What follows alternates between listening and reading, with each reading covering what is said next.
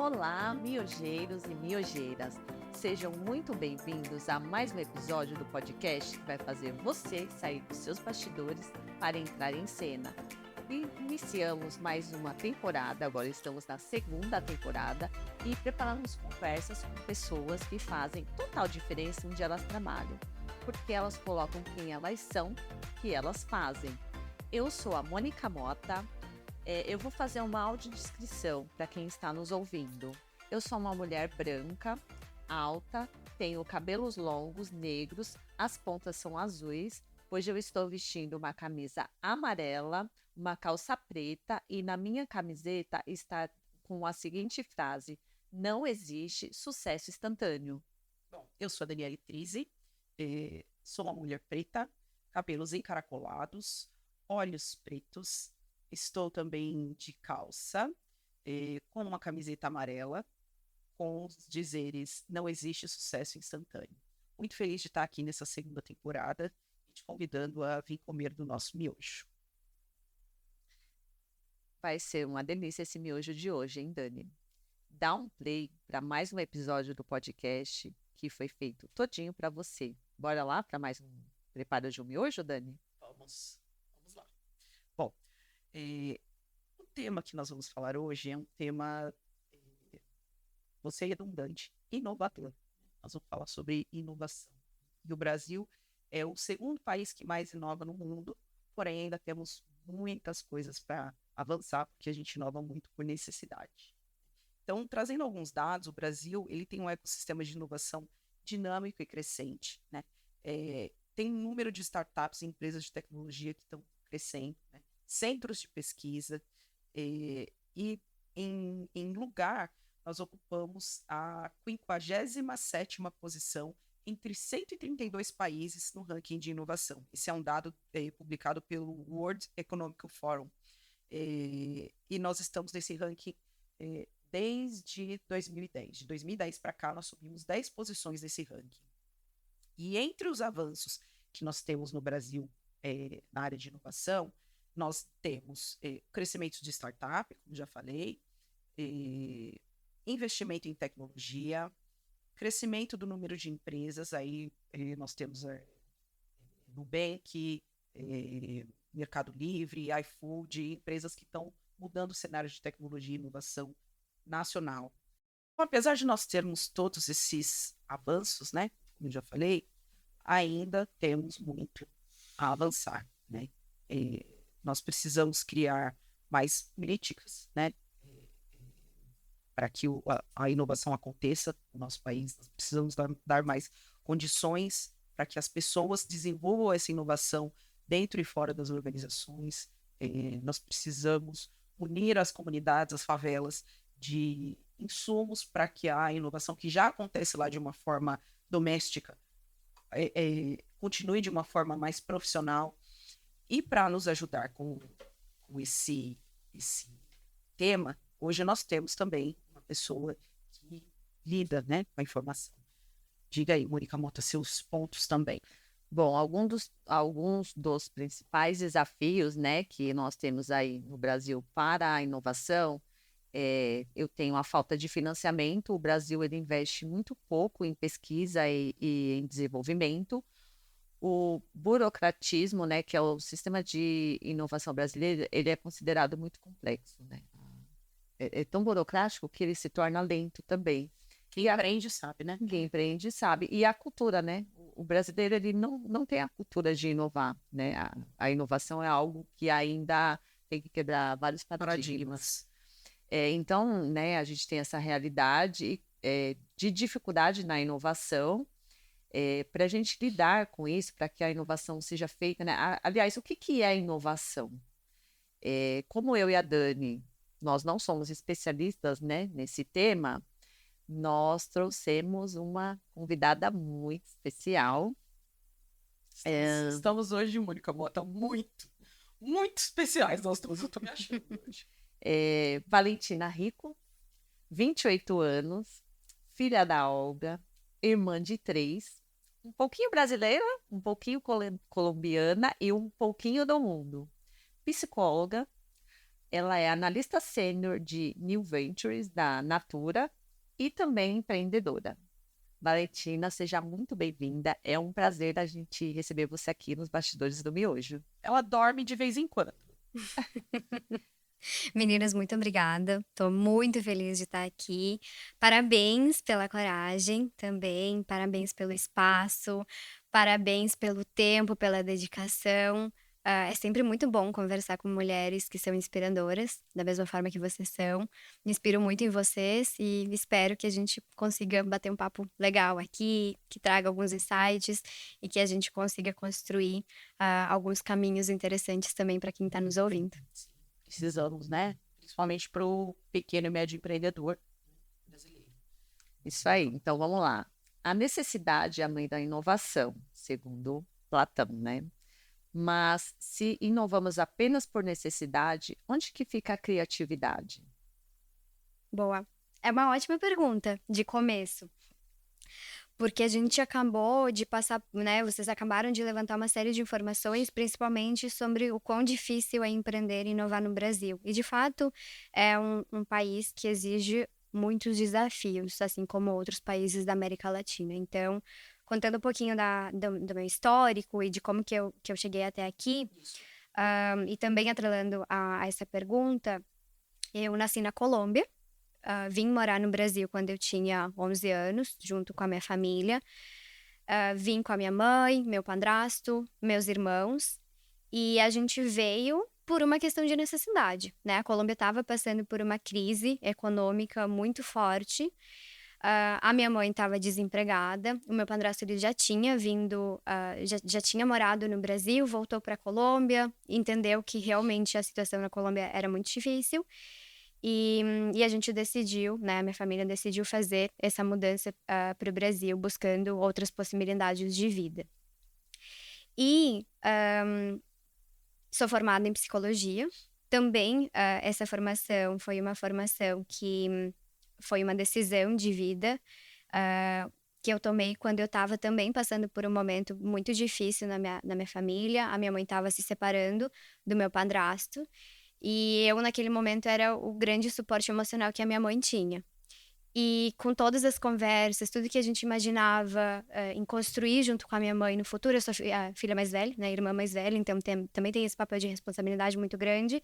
Pensei, cara, eu acho que a psicologia é o lugar onde eu posso ajudar não só de alguma forma a minha família, posso me encontrar, mas também posso ajudar outras mulheres, outras pessoas a vivenciar esses momentos extremamente difíceis da mesma forma que a gente está vivenciando neste momento. Então, com 16 anos tomei essa decisão, fiz uma faculdade de psicologia que também foi muito desafiadora, fiquei 7 anos em formação, trabalhando, né, fazia faculdade à noite, trabalhava durante o dia, porque eu também precisava bancar, né, financeiramente, de alguma forma, aquela estrutura familiar. Quando a minha mãe se separou do meu padrasto, ela se viu numa situação desempregada, né, porque ela optou por se dedicar 100% ao cuidado dos seus filhos. Então, quem tinha estrutura financeira era o meu padrasto. No momento em que eles se separam, ela fica sem esses recursos financeiros. Os meus irmãos, eles ainda estavam na escola, então, e eu estava me formando e iniciando uma carreira. Então, eu também tinha uma responsabilidade financeira importante, né, naquele momento, e não só em dar suporte emocional, mas em também pagar contas. No final do dia foi isso. E então foi uma formação muito difícil, porque eu tinha que, né, muitas vezes eu fiz 2 estágios ao mesmo tempo, trabalhava nos momentos que dava junto com a minha mãe nos nossos projetos. Na faculdade, fazia faculdade à noite, sábado de manhã, e fazendo TCC, fazendo milhões de coisas ao mesmo tempo e dando conta da minha vida social no tempo que dava. Então, assim, isso foi super difícil, mas eu consegui chegar do outro lado, eu consegui me formar, hoje eu sou psicóloga, e entendi também durante toda a minha formação que eu gostava muito de negócios. A minha mãe e o meu pai, que mora na Colômbia, eles se conheceram na faculdade. Eles se formaram em publicidade, a minha mãe deixou a carreira, mas o meu pai continuou. E eu sempre tive essa pegada de publicidade, de negócios, de inovação muito forte. E foi durante a faculdade que eu fui também descobrindo que eu gostava muito de psicologia, mas eu também gostava muito dessa parte criativa, de negócios, administração, etc. Fui fazendo muitas disciplinas nessas outras esferas, né, áreas de atuação. E aí eu cheguei num momento da psicologia em que eu precisava descobrir para onde que eu iria me encaminhar. Porque quando eu entrei, eu pensei, cara, vou ser psicóloga clínica, é isso que eu quero. E durante a formação eu entendi que realmente não era exatamente isso que eu queria. Eu queria fazer outras coisas além disso. Então, decidi que o caminho de RH seria a ponte entre a psicologia e o mundo de negócios, né? Esse mundo mais corporativo. Fiz um estágio na Dell Computadores, em recursos humanos, e ali eu descobri que realmente era um caminho que eu gostaria de seguir. Então, tenho 10 anos, mais de 10 anos de experiência com recursos humanos. Trabalhei em várias outras organizações, então na Dell, depois eu segui para trabalhar numa software house que chama Kobe, que também tem uma estrutura, uma cultura muito relacionada com startups, né? É uma empresa pequena de tecnologia, então tem essa cultura de startups. E aí eu recebi um convite em 2020, um pouquinho antes da pandemia, de começar a pandemia, para trabalhar na Renner, no time de recursos humanos, mas trabalhando com iniciativas de inovação em RH. E aí eu fiz diversos projetos, programas de intraempreendedorismo, unindo recursos humanos com inovação, até que na Renner se constituiu uma equipe de Open Innovation, né, de inovação aberta, e foi nesse momento que eu fiz uma transição de carreira de recursos humanos para inovação. Em maio deste ano, eu recebi também um outro desafio muito legal, que era um sonho de vida que eu tinha, que era trabalhar na Natura. Então, saí da Quem não, né? Renner. Quem mulher que não tem esse sonho? Nossa, era um sonho. Depois eu posso contar para vocês os bastidores desse sonho, mas é uma realização muito grande fazer parte da Natura. Atualmente faço parte do time de New Ventures, que está dentro de uma estrutura de novos negócios e inovação aberta. E hoje eu trabalho desenvolvendo startups e novos negócios dentro da Natura e fazendo esse relacionamento com outras startups do ecossistema. Então, de uma forma muito, não breve, porque me estende bastante aqui, mas é essa a minha história. E aí, respondendo a pergunta, né, de como inovar em momentos, em situações de necessidade. Eu acho que muitas vezes a gente imagina que para inovar a gente precisa ter muita coisa. A gente precisa ter muita estrutura. A gente precisa ter muita grana. A gente precisa ter muita gente, uma equipe super robusta. A gente precisa saber muito e a gente se cobra muito porque a gente tem que ir atrás de conhecimento, de informação. E a verdade, mulher, né? principalmente a mulher. Principalmente a mulher. E a gente para pensar que é nos lugares com menos recursos, com mais escassez, que muitas vezes está a grande inovação. E a gente tem muita pesquisa hoje que evidencia isso, e muita metodologia também que comprova isso. Então, quando a gente precisa aplicar alguma inovação através de processos, metodologias como Design Thinking, Design Sprint, o que geralmente a gente faz, propositalmente, é tirar a grande parte dos nossos recursos. Então, a gente faz processos, né, imersões, workshops, em pouco tempo, com poucas pessoas, apenas as pessoas que a gente precisa, com ferramentas extremamente específicas e limitadas, com um orçamento muito limitado, exatamente para que dentro daquele espaço a gente consiga pensar da maneira mais criativa possível. Porque é muito fácil inovar quando a gente tem tudo, né, quando a gente tem todos os recursos. Mas quando a gente não tem esses recursos, é de fato quando a gente consegue focar no problema, porque a inovação ela está enraizada no problema. A gente, né, não fica pirando e pensando em outras coisas. Quando a gente tem menos recursos, a gente só tem uma coisa para pensar, que é como que eu resolvo este problema. E é por isso que a gente vê países como o Brasil, né, outros países da América Latina, sendo extremamente criativos também, e inovadores, mesmo que a inovação seja um desafio. Então, o Brasil é um país onde a gente sabe que a gambiarra, ela corre solta por todos os lugares. Inclusive, eu ia perguntar para ela, seria a próxima pergunta, qual é a relação da criatividade com a inovação, né? Ela Ótimo. já até falou sobre o limite de recursos, porque a gente acha que tem que ter muito recurso para ser inovador, mas a inovação, ela surge da criatividade? São duas coisas diferentes, né? A criatividade é a nossa capacidade de autoexpressar, de construir ideias, de pensar de uma maneira diferente e extrapolar aquilo que a gente vive, né? O status quo. A inovação é quando a gente consegue aplicar a criatividade para resolver um problema. Então, a inovação, ela precisa ser aplicada de alguma forma. Ela precisa estar em prol da resolução de um problema, de alguma dificuldade, de algum desafio que a gente está vivenciando e que a gente tem domínio. Então, a criatividade, ela necessariamente precisa, né? A inovação e criatividade necessariamente precisam estar acopladas, porque a gente só consegue inovar quando a gente tem essas ideias, quando a gente tem esse respiro para pensar de uma forma diferente, quando a gente consegue se expressar de uma maneira autêntica. Mas a inovação parte do princípio que a gente precisa resolver problemas, então elas estão super entreladas. Esse resolver problemas, Valentina, a gente pode também dizer que é associado a uma dor. Sim. O Brasil é o segundo maior empreendedor de países no mundo, né? E a gente sabe que muito desse empreendedorismo vem por necessidade. É a dor que faz a gente inovar, necessariamente é só uma dor. Se a gente for pegar, por exemplo, grandes nomes, Elon Musk, o cara tá indo pra Lua daqui a pouco, quem tiver dinheiro vai com ele, né? Entra no foguetinho e vai. E nós temos a Dona Maria que vende o bolo lá na esquina, né? Além da estrutura, é claro, quais dores você acredita que são motivadores? Um é só criatividade, é só curiosidade, o outro é não ter o dinheiro para pagar o boleto. O que faz esses dois caras, essas duas coisas conversarem? Porque eu sempre aprendi que quanto mais ideia você tem, mais dinheiro você gasta. Foi isso que eu aprendi. Ideias são caras. Depende de quantas ideias a gente vai implementar. Geralmente a gente precisa recortar e escolher as melhores ideias. Mas sim, a inovação parte o ponto de partida da inovação é uma dor.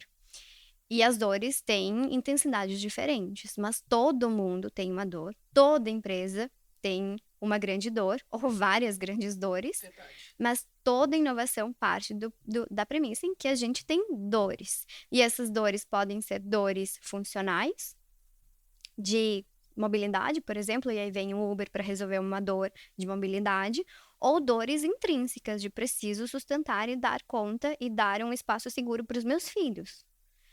Mas todas são dores.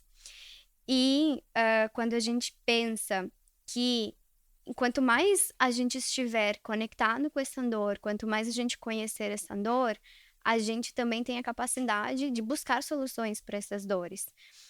E por isso que nesses ambientes de necessidade, de escassez, é quando mais a gente consegue inovar, quando mais a gente busca essas soluções, porque a gente está muito motivado para resolver essa situação, porque muitas vezes a gente precisa resolver essa situação, a gente não tem outra opção.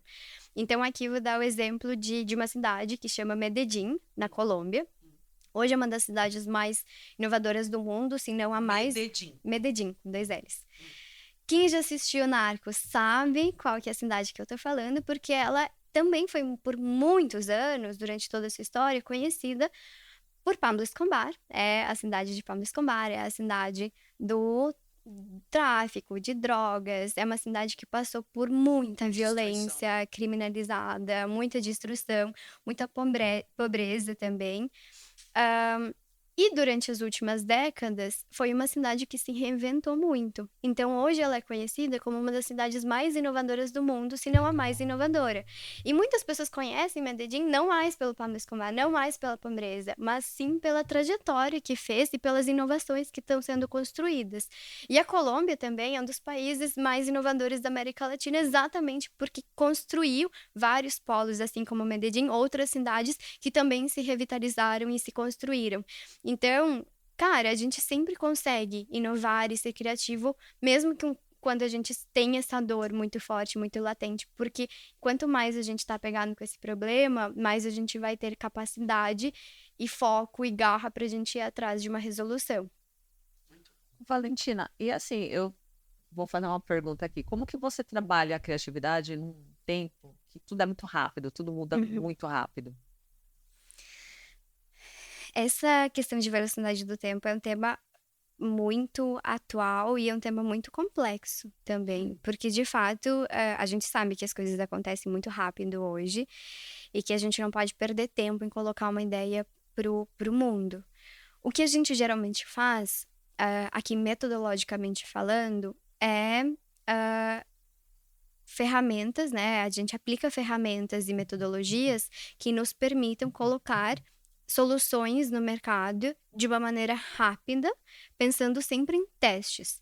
Então, o que a gente pode fazer nesse mundo que é super rápido, super veloz, é a gente entender que a gente também precisa colocar coisas no mundo de uma forma rápida para que a gente possa testar e aprender rápido. Então, é o lema da inovação, que é vamos errar rápido, porque a gente precisa aprender rápido também. Então, o primeiro ponto é esse. Né, a gente tem projetos, iniciativas, vamos pensar qual que é o MVP, né, o mínimo produto viável, o que é o mínimo que a gente consegue fazer com isso para a gente testar as nossas hipóteses, validar hipóteses, responder as perguntas que a gente tem, e aos poucos a gente vai desenvolvendo esses produtos, desenvolvendo essas iniciativas, para que a gente possa chegar numa etapa de escala mais para frente, já de uma forma mais consolidada. Então, o grande erro é que muitas vezes a gente quer um negócio super grandioso, gigante, bem elaborado, estruturado de início. E aí a gente perde muito tempo, e aí a onda do mercado também acaba passando pela gente. Então, é sempre, vamos testar rápido. Essa é a primeira coisa. E a segunda coisa é a gente ter muita flexibilidade de adaptação. Porque, de fato, as coisas vão mudar muito rápido. O que a gente planejou hoje, daqui a um ano, não vai fazer sentido. Então, a gente precisa constantemente estar buscando quais são essas mudanças que estão acontecendo no mercado, quais são as mudanças de hábitos de consumo, comportamento do consumidor, macroeconomicamente também, o que está acontecendo no mundo e para onde que eu posso ir encaminhar esses projetos, porque a gente necessariamente vai precisar mudar a rota várias vezes. E se a gente não está disposto a mudar a rota, possivelmente sim a gente vai acabar tendo várias dificuldades pelo caminho, porque a gente não adaptou o nosso projeto, a nossa iniciativa para o que o mercado estava esperando, para o que as pessoas queriam, para resolver aquele problema que era um problema inicial.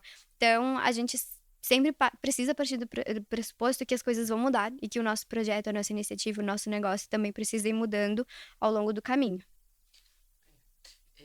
Só colocar 2 pontos na sua fala que eu acho bem importante, né? Primeiro, a construção de consciência, né? Consciência não, desculpa, cultura, né? Apesar do Brasil ser um país que inova, né? De novo, é muito mais por necessidade. Nós temos, sim, ainda, e também no universo corporativo, a dificuldade, né, de criar inovação através das nossas vivências. E você me confirma isso, você trabalha hoje numa empresa que é, quiçá, uma das mais inovadoras do Brasil, por conta de, primeiro, julgamento. Né? A gente precisa de um ambiente psicologicamente saudável para conseguir levantar a mão e falar assim para o meu chefe, puta, tive uma ideia, e depois por medo. Né? Porque, culturalmente, de novo, nós viemos de uma sociedade, de uma cultura em que errar é muito ruim. Né? Como é que a gente relaciona isso? Por exemplo, eu hoje tenho um desafio, acredito que a Mônica tem mesmo, a gente tem filhos em idade infantil, estão crescendo, e como é que se administra o erro, sabendo que muitas vezes é do erro que vai vir a inovação? Como é que vocês trabalham isso hoje? Geralmente no corporativo, a gente tem mania de achar que inovação só é na área de inovação, porque é uma área para inovar. Isso. A gente não vê outras áreas inovando, né, dentro de outros setores. Sim, sim. E se de repente, eu que sou da área financeira, vou dar uma ideia para a área de marketing relacionado ao produto, mas por quê? Você não devia estar lá. Você não é formado em marketing. Mas não é budget, você está fazendo o que aqui? Né? E algumas organizações, infelizmente, ainda são assim.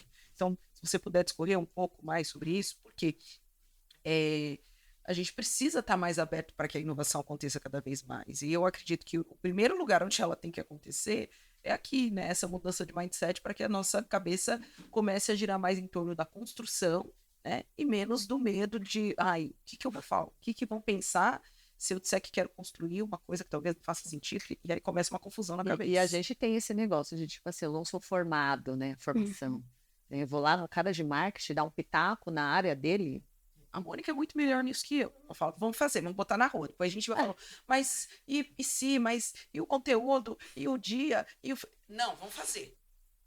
Eu acho que tem vários pontos aqui. A gente pode ir puxando alguns pontos que vocês trazem que são super importantes. O primeiro é O erro, ele precisa acontecer, mas ele precisa acontecer de uma forma calculada.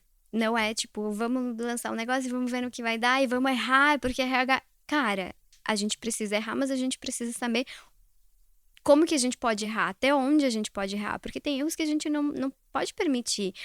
E quando a gente fala de mundo corporativo, a gente sabe quais são esses delimitadores, mas quando a gente fala de empreendedorismo e empreendedorismo feminino, que é o que vocês estão trazendo, a gente tem mais delimitadores ainda, porque a gente tem recursos financeiros, né? A gente tem a grana. No caso.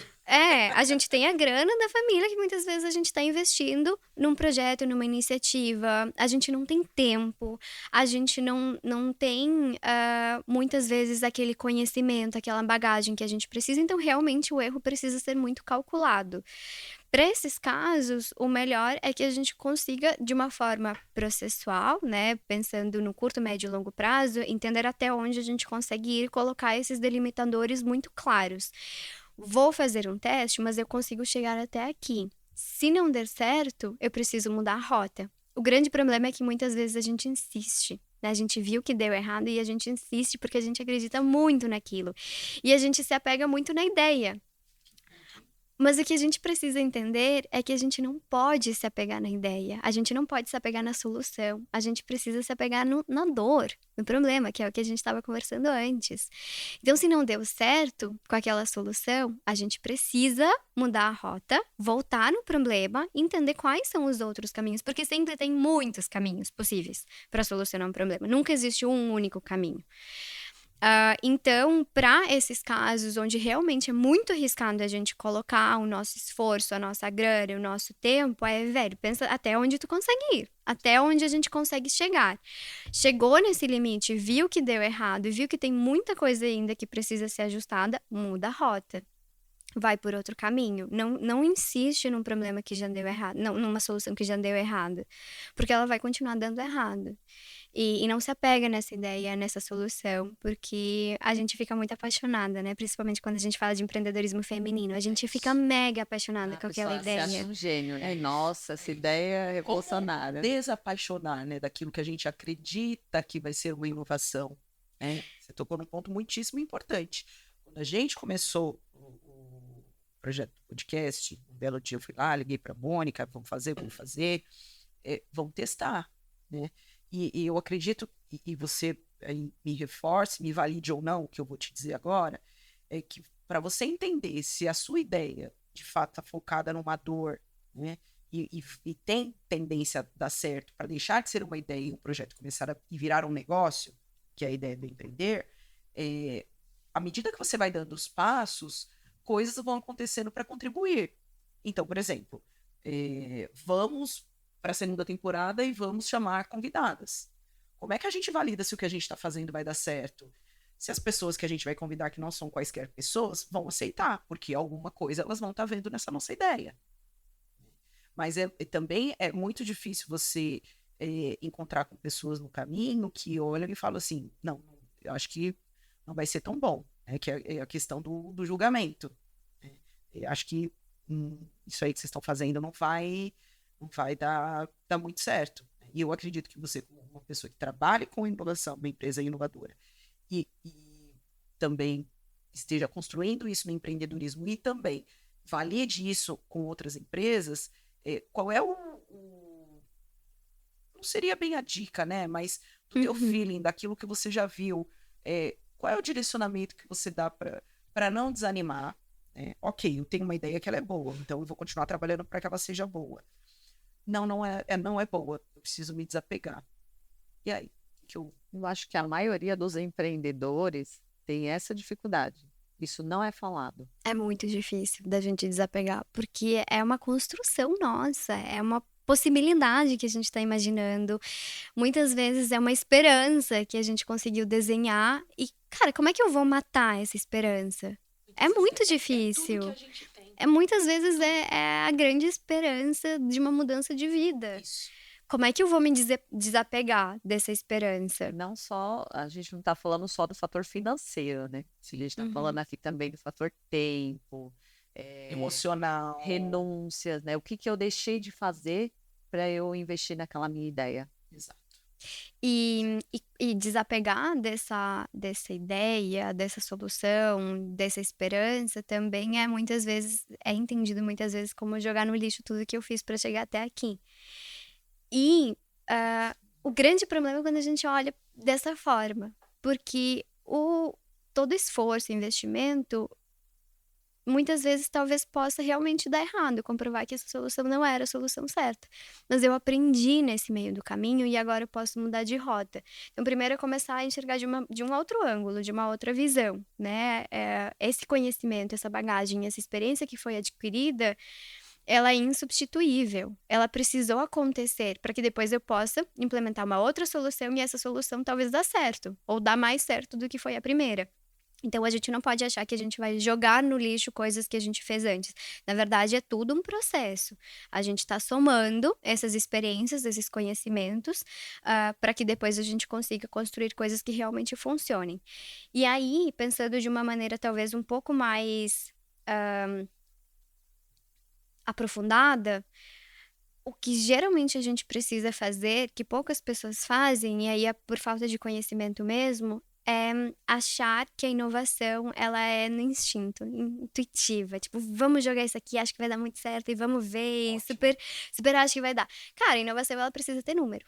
Se a inovação não tiver número, a gente não tá fazendo inovação, porque a gente precisa ter comprovação. Que números exatos? Então, geralmente, quando a gente está começando, a gente vai fazer esse MVP, então um mínimo produto viável ou um mínimo projeto viável, se não for um produto de fato.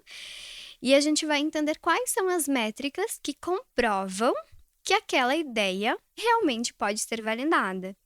Então, vamos usar o exemplo de uma mãe que gostaria de, para aumentar a renda dos seus da sua família, criar não sei, uma iniciativa vendendo brigadeiro no condomínio. Tô chutando aqui. Beleza.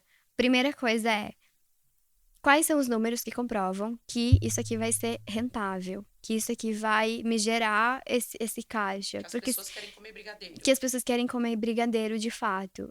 Vamos entender se as pessoas estão dispostas. E aí a gente faz alguma validação. A gente faz alguns brigadeiros, né? Uma leva pequenininha de brigadeiros, vai perguntando pro vizinho, vai entendendo se realmente aquela receita tá adequada, se as pessoas estão querendo, e aos poucos a gente vai comprovando esses números e vai fazendo algo um pouco maior, um pouco maior, um pouco maior. Se a gente fizer montar uma empresa de brigadeiro gourmet, não sei do que, cara, pode ser que dê super errado. E pode ser que dê super errado por uma série de questões. Incomodar, né? Tem muita gente que empreende na gastronomia porque, olha, ninguém vai parar de comer. Tá? Ninguém vai parar de comer, mas quantas opções tem no entorno? Aí, o que você faz de diferente que o outro não faz?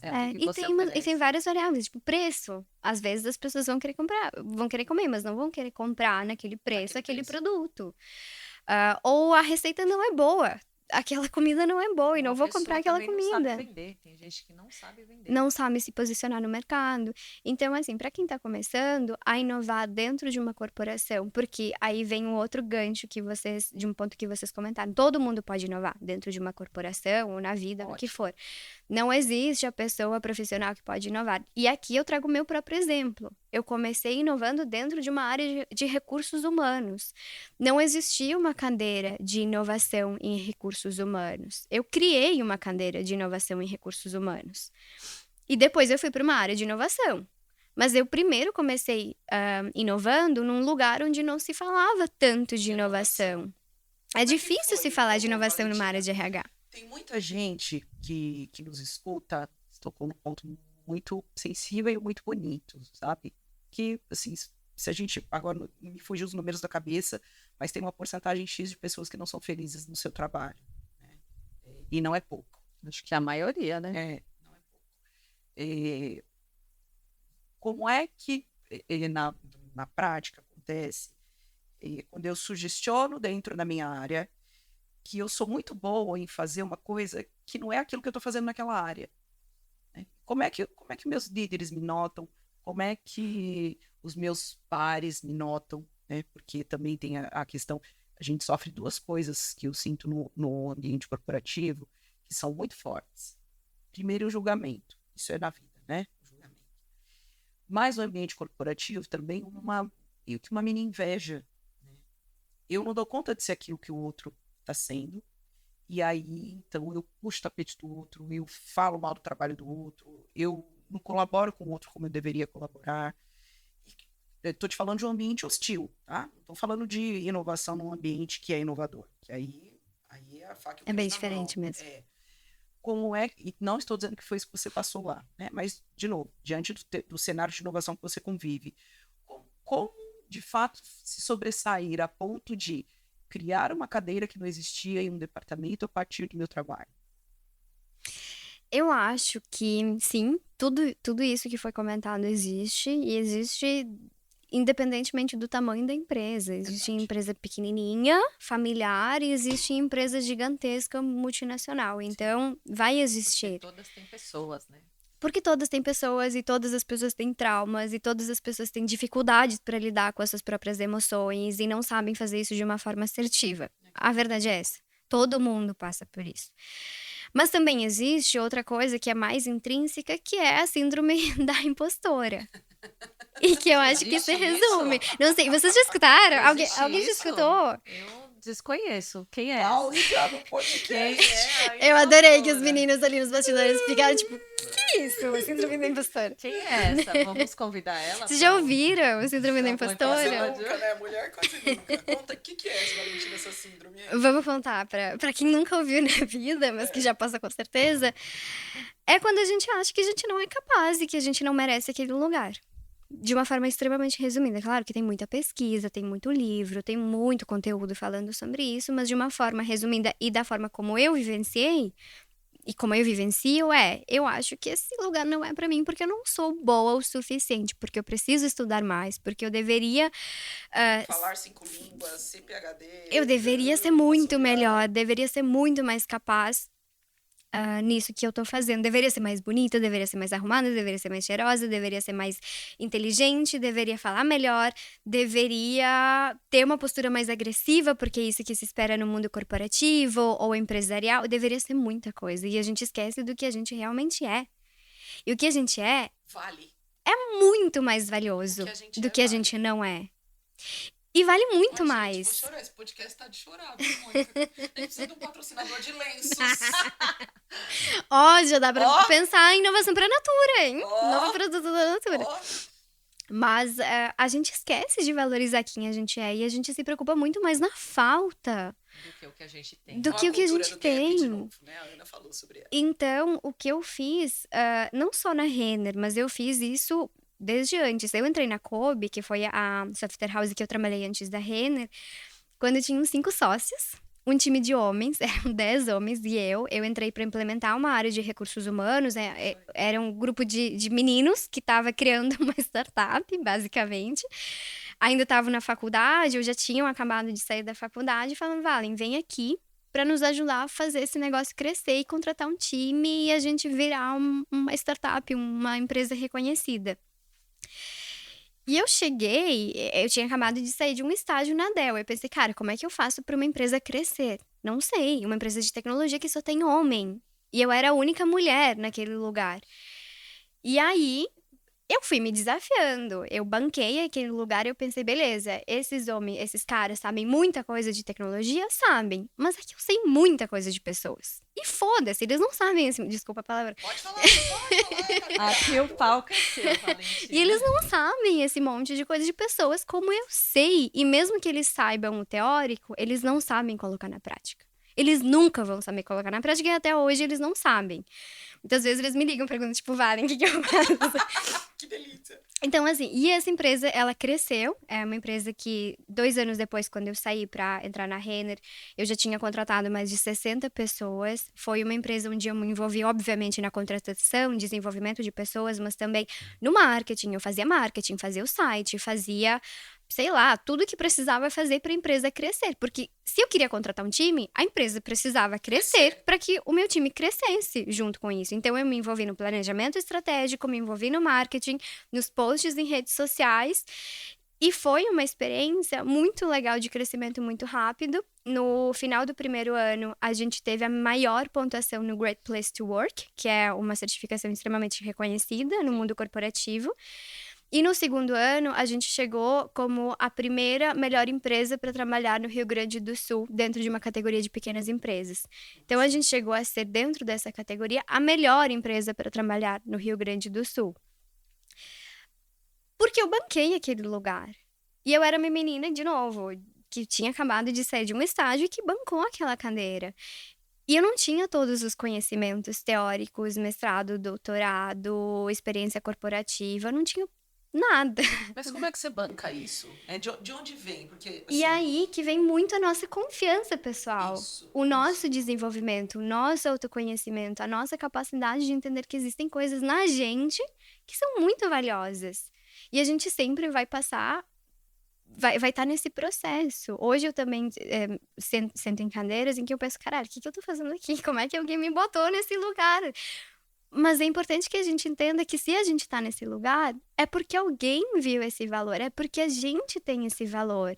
Então a gente precisa começar a acreditar na gente, bancar também os nossos posicionamentos, as nossas ideias de uma maneira responsável. Ô, Valentina, o outro enxergou em você um valor que você mesma não estava se enxergando. É isso, A grande maioria das vezes é isso que É acontece. isso que acontece com todas todo nós. mundo, né? Mas a gente começou falando da síndrome da impostora e acho que termina de uma forma bem... É a palavra que veio agora, empoderada, não era bem isso, mas fecha, né? Uhum. Coroou essa fala. Que é quando você tem coragem de bancar quem você é, né? Do jeito que você é, com a trajetória profissional e de vida que você tem, né? A impostora, ela não tem lugar, ela acaba indo embora. Porque... Ela fica, eu acho que ela fica escondida, mas ela tá lá. Digamos que a gente abafa a voz Exato. dela. Ela sempre, Né? na Exato. verdade. Mas É. aí eu vou falar uma frase que eu falei pra Dani ontem, que é: se você não tem coragem, finge que tem coragem e vai sem coragem mesmo. É isso. É. Isso é claro, né? A gente está falando de inovação, criatividade. Isso não anula de jeito nenhum a busca do conhecimento, a seriedade, o cuidado com os números, né? Para quem nos escuta e é pequeno empreendedor, gente, é muito difícil, né? O controle de caixa. É muito difícil quando você só tem ideia saindo e não tem dinheiro entrando. É muito difícil. Mas, se você sabe que você, de fato, está resolvendo uma dor, como a Valentina colocou também, banca quem você é, né? Banca as coisas que você tem construído, faça bons relacionamentos. A gente já está até colocando aqui na prática, né? Para a ação. Para que as coisas, de fato, possam acontecer e a inovação, né, nasça. E aí, o que acontece quando a inovação nasce? As pessoas enxergam valor nisso. Né?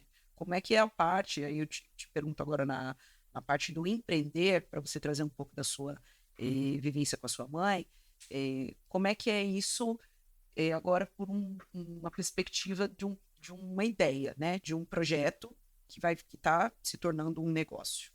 Boa. Bom, eu falo muito de inovação, de empreender, mas eu tô nesse lugar, nesse momento de testar uma ideia e colocar um projeto no mercado. Então, eu faço isso já há muito tempo no mundo corporativo, faço isso em outros projetos paralelos, mas eu tô vivenciando exatamente isso. Eu identifiquei uma dor, junto com a minha mãe, muito forte, que é a síndrome do esgotamento feminino e principalmente materno. E a gente entendeu que a gente podia ajudar a resolver ou pelo menos amenizar essa dor com o conhecimento e a experiência que a gente já tem. E o que a gente está fazendo agora é lançar essa iniciativa no mercado de uma maneira muito pequena ainda, com pessoas muito próximas. A gente está fazendo alguns testes para entender se essa metodologia, se esse produto que a gente está disponibilizando realmente faz sentido e se é a melhor forma para a gente apoiar na resolução dessa dor. A minha mãe, ela tem, além dela ser mãe de 3 filhos, ela também tem uma bagagem no desenvolvimento humano de mais de 10 anos. Ela já trabalhava com desenvolvimento humano quando eu comecei a psicologia e eu comecei muito estimulada também por ela. E a gente teve muitos projetos, workshops, imersões, cursos de desenvolvimento humano juntas ao longo de todos esses anos. Então, a gente sempre trabalhou juntas. Mas a gente nunca trabalhou com maternidade, né? A gente sempre trabalhava com um olhar mais amplo para o universo feminino, desenvolvimento pessoal feminino. E recentemente a gente chegou no momento onde a gente começou a ver números e muitos dados demonstrando o quanto que o mundo é muito cruel com mulheres e muito cruel com mães, principalmente. Imagina! Nada. Você vive isso? Você sabe bem do que eu tô falando. Imagina! E a gente começou a estudar, a se aprofundar em dados, entender melhor esse mercado, entender melhor esse público. E a minha mãe começou a relembrar muito a trajetória dela. E a gente começou a perceber o quanto que ela já passou por várias situações de esgotamento materno e a gente não tinha percebido. Tinha nome, A né? gente não sabia, a gente achava que aquilo era normal. A gente acha que uma mãe que está esgotada, que trabalha, que tem um projeto paralelo, que empreende no paralelo, que dá conta da casa, que não tira férias, porque mãe não tira férias, é normal. Que a mãe que chora, vai chorar no banho, é normal. E, velho, é muito difícil. É romantizar, né? É muito É romantizado, difícil. porque é muito difícil. Né? Então, a gente entendeu que a gente precisava direcionar os projetos, tudo que a gente tinha construído até então, olhando para apoiar essas mães. Porque se a gente quiser, no futuro, construir uma sociedade que seja mais segura, onde as pessoas tenham essa humanidade, onde as pessoas tenham acesso às suas próprias emoções de uma forma responsável, a gente entende que as mães têm um papel fundamental nisso, na educação dos seus filhos. Então, o que a gente quer é apoiar as mães para que elas primeiro construam esse processo, para que depois elas construam essa educação mais não responsável, mas essa educação mais profunda Consciente. também, consciente com seus filhos. E a gente está desenvolvendo esse produto agora, é um produto de mentorias, são mentorias que a minha mãe vai direcionar, eu tô ali muito como um suporte a nível de psicologia, e a gente construiu um processo para apoiar mães na prevenção de um possível burnout. Então, a gente não trabalha no burnout específico, mas a gente trabalha apoiando nessa prevenção. Eu diria mais, Valentina, se você me permite, Fique à né? vontade. No lugar de mãe. Se programas como esse, né, não aconteça, né, não vá nascendo, nós corremos um grande risco, né, da maternidade não ser mais um lugar desejado pela mulher. A maternidade, hoje, como ela tem visão dois lados, né? Tem aqueles que glamorizam, desde o parto mais lindo, mais humanizado, numa maternidade mais top e tudo mais, até o lugar de sofrimento e dor, onde a mulher só vai trocar fralda, não dormir por muitos anos, chorar e ficar horrorosa, enfim. Então, a gente precisa, assim, de um lugar onde essa mulher busque equilíbrio. Acho que é a grande palavra da vida das mães e mulheres, porque, assim, deixar de ser um exercício que nos exija, Não existe, né? não vai. Vocês não conseguem pedir demissão de ser mãe. Na verdade, nem pedir, nem vontade, e nem por opção, e nem por vontade. Me enrolei agora um pouco, mas... A mãe é aquela, Ela tem que estar lá. foge, porque ela não tá aguentando os filhos, mas ela leva eles, entende? Sim. Não, mas eu entendi errado. Agora eu entendi o que eu estava... Vocês não podem fugir. Porque assim, Eu o meu. estava perguntando do corporativo. Vocês não têm vontade de Não, de não, pedir não, não, do não. corporativo? Porque assim, ó. Não tem vontade. A gente quer ser mãe, quer tudo. empreender, quer trabalhar. Exato. Porque quando eu já passei por burnout. E o que a gente tá falando aqui é de um burnout olhando para essa perspectiva de maternidade. Então, é um síndrome de esgotamento materno.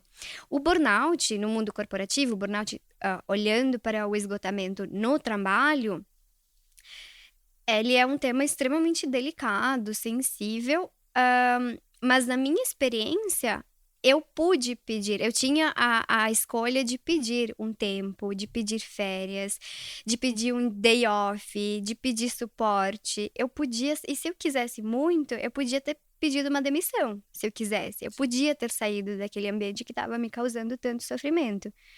A mãe não pode pedir para sair, não pode muitas vezes pedir férias. Vocês não podem se demitir do papel de ser mãe.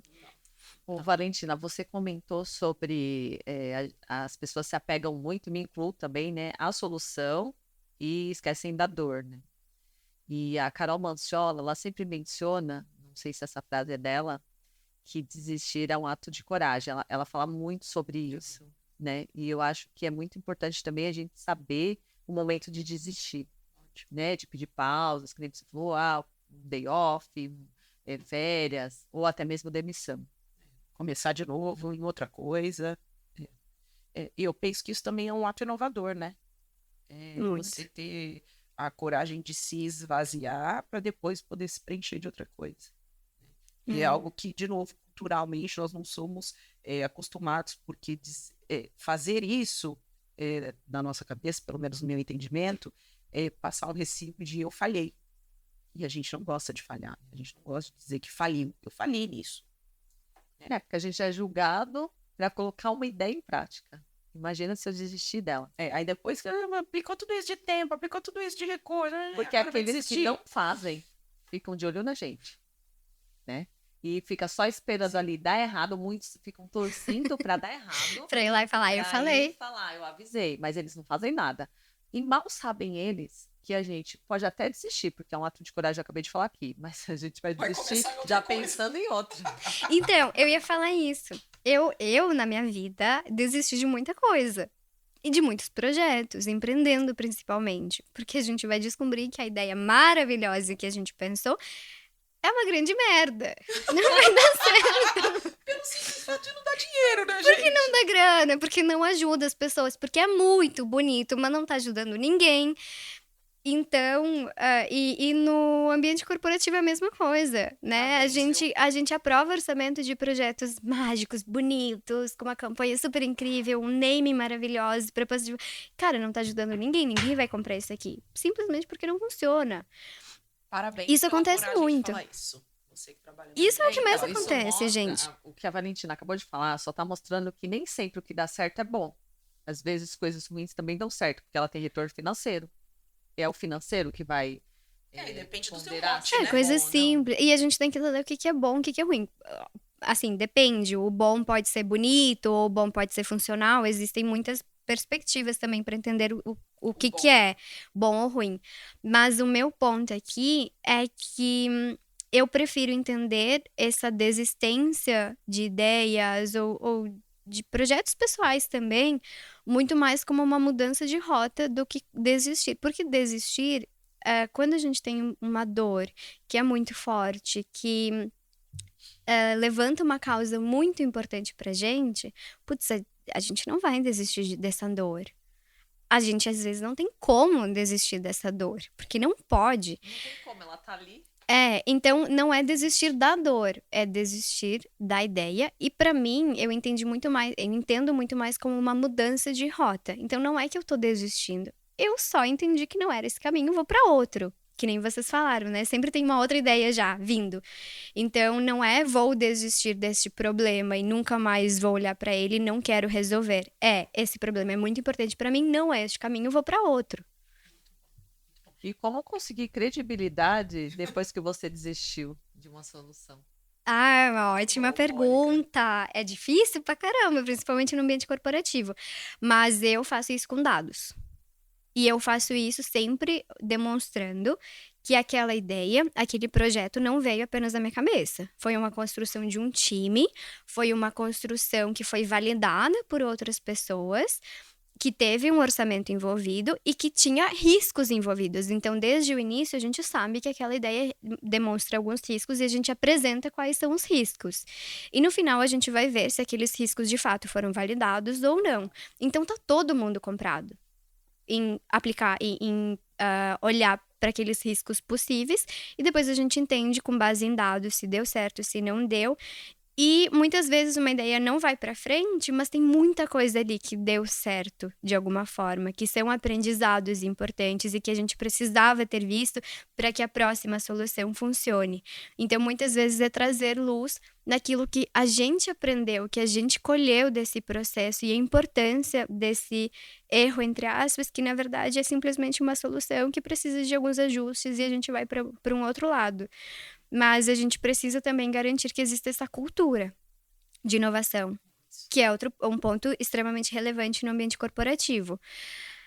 E é muito difícil ter uma cultura de inovação, uma cultura que esteja aberta para explorar esses erros de uma forma calculada, que esteja aberta para ouvir pessoas de vários níveis, de várias áreas diferentes, que esteja aberta para conversar com pessoas de fora, porque muitas vezes a empresa acha que ela é dona daquele produto, daquela solução, e não está disposta a escutar o que o mercado está falando, a que outras startups estão falando, e a inovação aberta vem muito disso. De cara, eu não sou a pessoa que vai conseguir construir tudo aqui dentro, né? A nossa empresa não vai conseguir fazer tudo sozinha. A gente precisa de outras pessoas, de outras empresas também. Então, vamos ouvir outras pessoas que estão fazendo melhor do que eu. E a gente vai se aproximar e construir essas parcerias. Então, a credibilidade vem de 3 coisas. Uma crença interna, a gente bancar quem a gente é, como a gente já conversou agora. Vem de uma cultura de inovação que precisa estar muito enraizada para que a gente se sinta à vontade para inovar e para que a gente tenha confiança de mostrar que uma solução deu errado e apresentar outros possíveis caminhos. E a inovação precisa também acontecer dentro de um espaço em que existem processos e metodologia para aplicar essa inovação. Né? A gente não vai inovar à louca, a gente precisa passar por processos muito bem estabelecidos e definidos. Então, eu vejo que essas 3 coisas são pilares bem importantes para que a gente consiga realmente soluções inovadoras. Muito bom, muito bom. Luiz Helena Trajano, já ouvi ela dizer que, não sei se essa frase é dela, mas já ouvi da boca dela. A tecnologia, a cultura come a tecnologia no café da manhã. É do Peter Drucker. Ela leu. É o pai da administração. Pois é. Você falou dos 3 pilares, né? Me corrija, de novo, você que está mais à frente com inovação e criando coisas. Muitas vezes você chega numa empresa e tem todos os processos desenhados. Tem tudo muito definido. A empresa é great place to work. Mas ela não tem cultura. As pessoas não acreditam no que fazem. Ela é apática. A única vontade que você tem é que dê o horário de você ir embora. Você já chega querendo ir embora. Como é que a gente, de fato, reforça essa cultura? Acho que a gente pode fechar com essa pergunta, né? Como é que a gente reforça essa cultura, né? Trazendo a pauta anterior, né? A diversidade. E fazendo com que pessoas tão diversas, tão distintas, cada uma com a sua própria crença, fale a crença da organização. Boa. A gente tem vários estudos mostrando quanto a cultura de inovação é importante para que a gente consiga manter o nosso lugar de mercado. Isso falando, de novo, de uma pequena empresa ou de uma grande empresa. Porque, como vocês também falaram, o mundo está mudando muito rápido. E as grandes corporações estão se vendo muito disruptadas, muito facilmente. É num piscar de olho, assim. É muito rápido como a gente vê essa substituição de hábitos, né, de consumo de uma hora para outra. As pessoas estão mudando muito rápido. Vou trazer aqui o exemplo da Renner, né? A Renner é uma empresa extremamente bem estabelecida, e durante a minha experiência na Renner, a gente sempre se perguntou, quem é que vai disruptar a Renner? Quem é o próximo, né? Porque a gente, dentro do meu papel, sempre olhando para o futuro, quais são os próximos 10 anos do varejo. Cara, em meses, a gente viu uma série de movimentações e de novas mudanças de hábitos de consumo, olhando para empresas como o Shein, por exemplo, para pequenos produtores locais. Ganhou muita força depois. O Instagram ganhou muita força. Então, a gente se viu disruptado de vários ângulos diferentes de uma maneira extremamente rápida. Então, se a gente não tem a cultura de inovação que permite com que a gente possa errar rápido, testar rápido, implementar rápido, a gente vai ser disruptado. A gente pode quebrar rápido, né? Vai quebrar. E a gente precisa partir do pressuposto de que o que funcionou até agora não vai ser o que vai funcionar para frente. Não vai, de jeito nenhum, porque o mundo é outro. Então, a gente precisa demonstrar isso para as outras pessoas, né? E a gente precisa começar com a liderança. A liderança precisa estar muito comprada com isso primeiro, e depois a gente vai cascateando com a média liderança até chegar no grande grupo de colaboradores. E a gente também, né, a gente faz isso top-down e a gente faz isso bottom-up. A gente também precisa comprar essa galera que é rebelde, que quer fazer algo diferente. A gente precisa juntar essas pessoas e depois a gente vai escalando com a média liderança até chegar na alta liderança. Então, a gente sempre precisa ter estratégias top-down, da liderança para baixo, e bottom-up, dos colaboradores para cima. E eu acho que tem 3 principais pontos para a gente garantir isso. É a diversidade. A gente precisa que... Isso é óbvio falar, acho que, enfim, grande parte das pessoas que estão nos ouvindo vão entender isso, mas a gente precisa garantir que a gente tenha equipes diversas para que a gente consiga inovar, simplesmente pelo fato de que dessa forma a gente vai enxergar pontos de vista muito diferentes e a gente vai estar mais preparado para colocar essa inovação na rua. O segundo é segurança psicológica. Se a gente não oferece um espaço de segurança psicológica para que as pessoas tragam as suas ideias, questionamentos, pontos de vista, autenticidade, talentos próprios, iniciativas próprias, a gente não consegue garantir a inovação de uma forma adequada. Sem medo de dizer, né? Porque as pessoas vão ter medo, receio, vão se limitar para trazer soluções que muitas vezes são brilhantes e que podem resolver problemas financeiramente muito relevantes naquela empresa.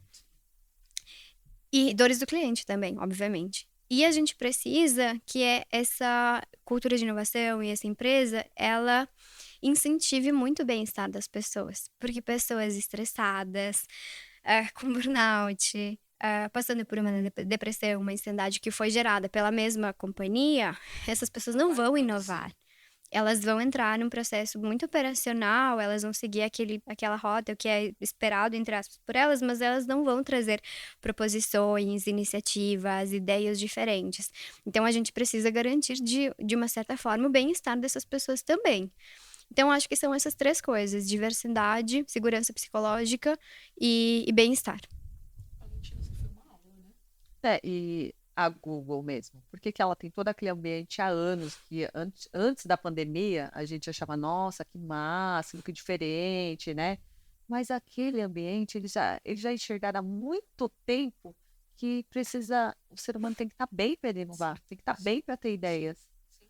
O termo segurança psicológica foi construído através de pesquisas da própria Google, inclusive.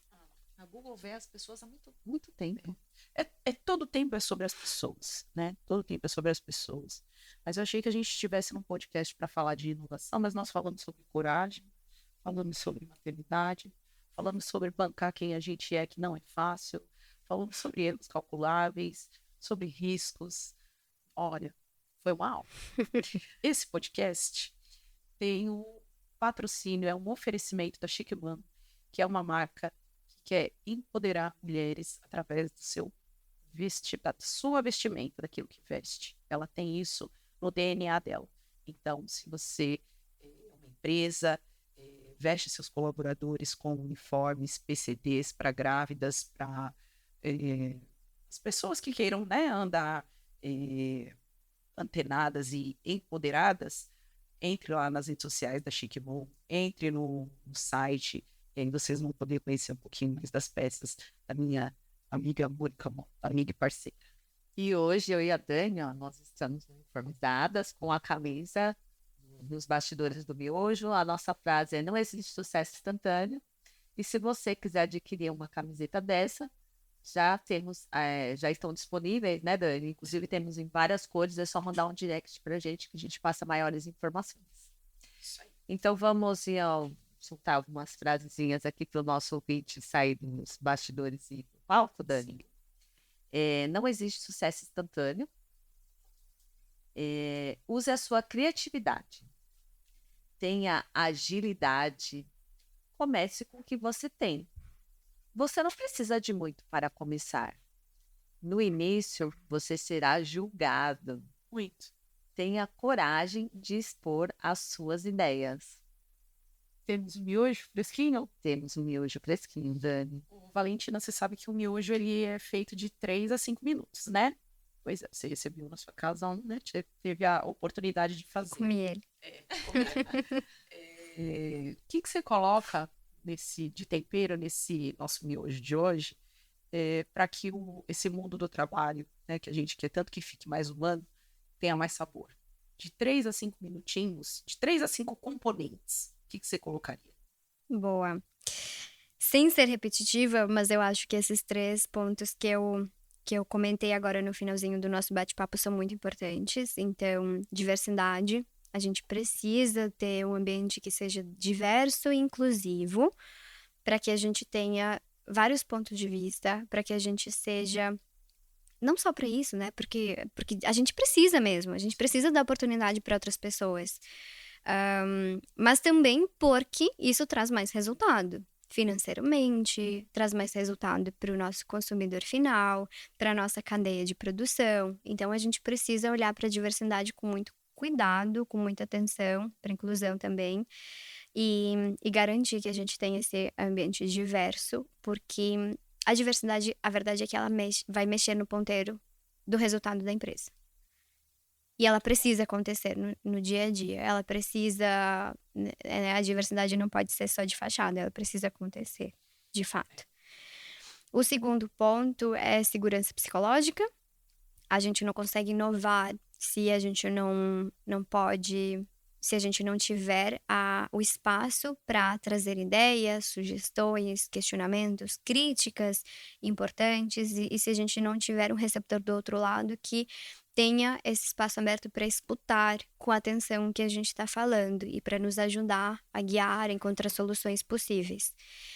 E o terceiro é bem-estar. A gente precisa promover que essa cultura de inovação seja uma cultura de bem-estar e que ofereça para as pessoas um espaço onde as pessoas se sintam bem enquanto elas estão fazendo o que elas estão fazendo, que elas tenham possibilidade, que elas tenham uma visão de futuro naquele lugar, que elas tenham um tempo adequado de descanso, que elas, né? Porque a gente sabe que o descanso é extremamente importante para a criatividade, extremamente importante para a inovação. Então, se a gente atolar as pessoas de um monte de trabalho que muitas vezes é completamente desnecessário, de pressão, de prazo e de uma série de limitadores, a gente não está abrindo espaço para a inovação. E se a gente não abre espaço para inovação, a gente tem um risco muito grande da gente não estar olhando para disrupções do mercado que podem, de fato, ser extremamente relevantes para disruptar a nossa empresa, o nosso negócio ou o nosso pequeno projeto também, né? Sim. Quando a gente olha para empresas de tamanho pequeno ou médio. Então, acho que esses 3 são os principais pontos que a gente precisa olhar para que a gente garanta que a cultura de inovação aconteça e que a gente tenha espaço adequado para implementar a inovação dentro das corporações. Muito bom. Vai tudo na panela, mexe com muito amor, treina 5 minutos. Bora lá. Serve no espaço corporativo, né? Para que o mundo do trabalho seja mais humano, seja melhor. E aí, minha amiga, temos esse miojo? Vamos agradecer, né, Valentina? Te agradecemos demais o seu tempo, né, a sua disposição, o seu conhecimento, que ficou muito claro aqui para nós. Foi uma aula, né, Dani, de inovação. Desejamos que o seu projeto, né, também, né, enquanto empreendedora, decole, né, e que a gente possa fazer muitas coisas ainda juntas. Que a gente volte aqui no futuro falando mais do projeto dela, né? Esperando que dê certo, né? Vamos ver. Vamos medir, né? Vamos testar. Isso E aí, tudo certo. Depois eu conto para Tá vocês. bom. Tá bom. Onde a gente te encontra? Bom, primeiro, meninas, muito obrigada pelo convite. De novo, parabéns pela trajetória de vocês, pela coragem de estar aqui, pela inovação, pelo esforço, né? A gente sabe que é super difícil ter projetos paralelos, conciliar tudo isso. Então, vocês realmente são muito inspiradoras nesse sentido. E continuem, tenho certeza que vocês vão ajudar outras pessoas, vão inspirar outras pessoas. Vocês me encontram nas redes sociais como Valentina Rico, podem me procurar. E, enfim, LinkedIn, Instagram, todas as redes sociais, estou por lá, estou super disponível para falar sobre inovação, sobre mundo corporativo, sobre projetos relacionados à maternidade. Podem me procurar por lá, estou bem disponível para ajudar todo mundo que precisar. Muito obrigada, Valentina. Nós também, né? Estamos. Nós também. Nós estamos no Instagram, no @nosbastidores do miojo. No LinkedIn também, @nosbastidores do miojo. No Spotify. No Spotify. Já temos 8 episódios, né, Dani? Isso. Disponíveis. Vocês podem acessar e nos escutar até os próximos, né? Conforme a gente... YouTube também, né? YouTube também. Agradecemos a você que nos ouve, que interage, deixe seu insight, deixe sua não concordância, fale sobre um projeto que você colocou no ar e não deu certo, ou que está dando muito certo. Qual foi seu ato de coragem, né? Do que você teve coragem para desistir? Se tiver ideias também de pautas, pode enviar que a gente vai ter prazer em ler, né, Dani? E também, quem sabe, trazer uma pauta aqui indicada por um ouvinte. Sim. Nossa, vai ser um prazer. Estamos muito, muito, muito orgulhosos com essa segunda temporada. Muita gente boa no mercado de trabalho, tendo coragem para colocar quem é que faz, deixando esse ambiente um lugar mais gostoso para a gente viver, porque lá também é lugar de viver. Beijo no coração. Tchau, gente. Beijo. Até a Tchau, próxima. pessoal.